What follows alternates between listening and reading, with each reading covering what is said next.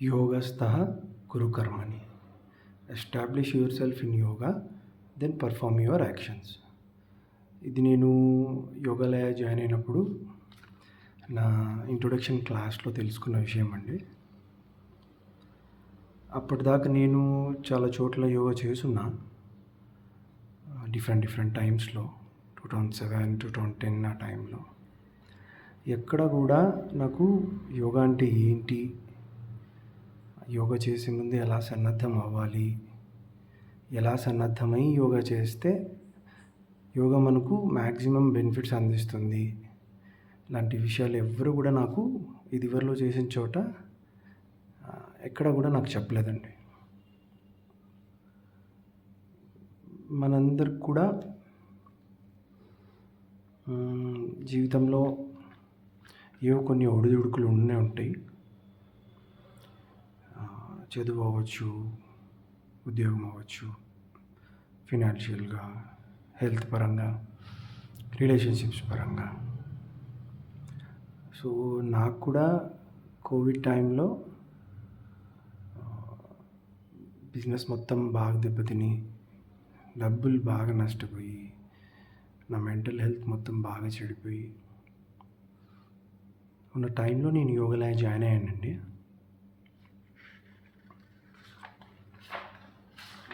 Join అయ్యి practices చేయడం మొదలెట్టాక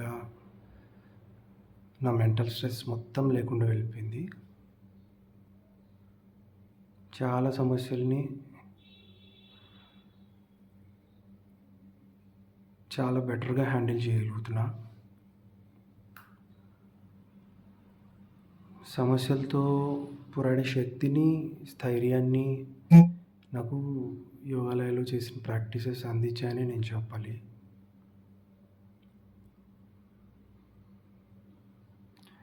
యోగాతో పాటు చాలా మెడిటేషన్ టెక్నిక్స్ కూడా నేను ఇక్కడ నేర్చుకున్నానండి.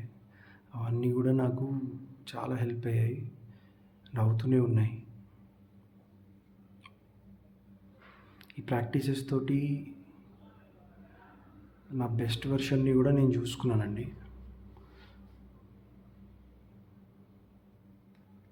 Mentally, physically. సో మీకు కూడా జీవితం దిశానిర్దేశం లేకుండా సాగుతుంది అని అనిపించిన, రకరకాల భయాలు, సందేహాలు,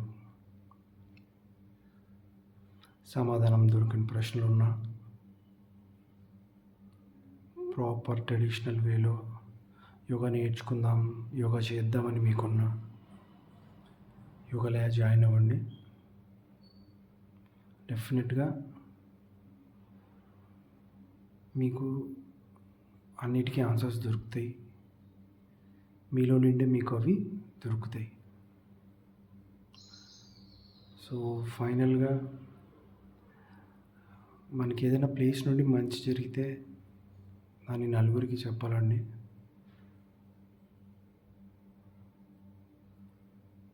ఏదో ఒక రోజు ఎవరికొకరికి అది హెల్ప్ అవ్వచ్చు.